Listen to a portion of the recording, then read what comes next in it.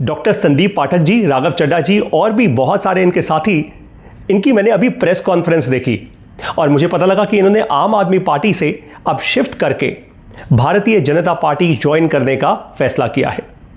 ये फैसला इन्होंने ऑफ कोर्स अपने पर्सनल लेवल्स पे किया है, उस पर मैं कोई टिप्पणी नहीं करूंगा, लेकिन मैं आज आपको एक पर्सनल स्टोरी सुनाना चाहता हूं। डॉक्टर संदीप पाठक से मैं मिला था आज से कुछ महीने पहले कॉन्स्टिट्यूशन क्लब ऑफ इंडिया में। वहां पे इन्होंने मुझे 1 घंटा 45 मिनट दिया अपने टाइम का।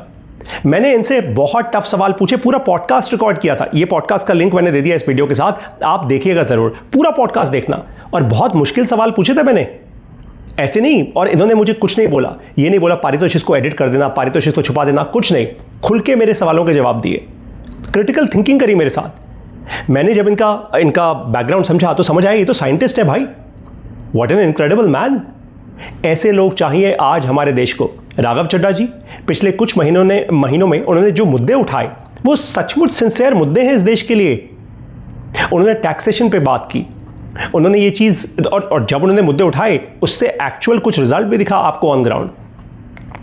लेकिन बहुत सारे लोगों ने उनको ट्रोल भी किया, उनका मजाक भी उड़ाया। खैर, हमारे देश में वो सब चलता रहता है। लेकिन आज मुझे गर्व है एक बात का, वो ये कि ये जो यूथ लीडर्स हैं, एक नया फ्रेशनेस है आज हमारी पॉलिटिक्स में।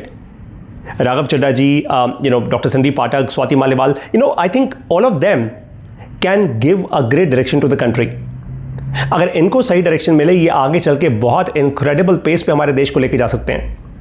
जो विकसित भारत का सपना कभी कभी हमें आधा टूटा फूटा दिखता है ना, जेन्युइनली मुझे तो दिखता है। मैंने तो इनफैक्ट डॉक्टर संदीप पाठक जी को बोला भी था, मैंने कहा आपको क्या लगता है मेरे जैसे इंसान को, जो एक आम टीचर का बेटा है, मिडिल क्लास मेरी फैमिली है, क्या मुझे पॉलिटिक्स में आना चाहिए जेन्युइनली देश को सर्व करने के लिए? मेरे को नहीं बड़ी बड़ी गाड़ियों में झंडे लेकर घूमना, मुझे सचमुच देश को सर्व करना है। तो मुझे डॉक्टर पाठक ने पता क्या जवाब दिया, आप पॉडकास्ट में देखना। उन्होंने कहा पारितोष देखो, हर चीज़ की तरह पॉलिटिक्स में भी बहुत कुछ खराब है, लेकिन बहुत सारे अच्छे लोग भी हैं। कहते जब हम अपनी राज्यसभा की कैंटीन में बैठते हैं सारे, हम अच्छे टॉपिक्स भी डिस्कस करते हैं। कहते हमें बाहर जाने का मौका भी मिलता है, हमारी लर्निंग ट्रिप्स भी होती हैं और हम जेन्युइनली इंप्लीमेंट करना चाहते हैं चीज़ों को देश में। उन्होंने कहा आपके जैसे इंसान को तो डेफिनेटली एक्टिव होना चाहिए। बट मैंने कहा सर देखो, मैं एक ऐसा इंसान हूँ जो एक एंटरप्रेन्योर है, अपनी लाइफ बनाना चाहता हूँ, क्योंकि मेरे पास पीछे का तो कुछ भी नहीं है।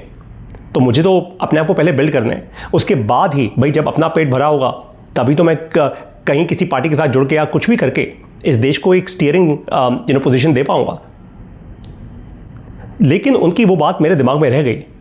आज नहीं तो कल मैंने डिसाइड किया हुआ है, जिस दिन खुद स्टेबल हो जाऊंगा फाइनेंशियली, उस दिन इस देश में बहुत सॉलिड इन्वेस्टमेंट करूंगा मैं, बहुत सॉलिड इन्वेस्टमेंट करूंगा मैं।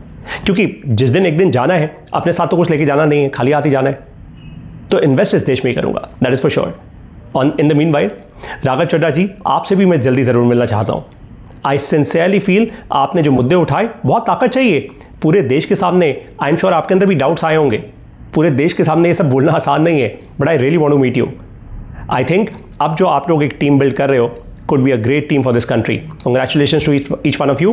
मैं आप लोगों से जल्दी मिलना चाहूँगा और इस देश तक आपकी आवाज़ लेके जाना चाहता हूँ अपने सोशल मीडिया प्लेटफॉर्म के जरिए। Thank you so much and best of luck, infinite energy and good health to each one of you.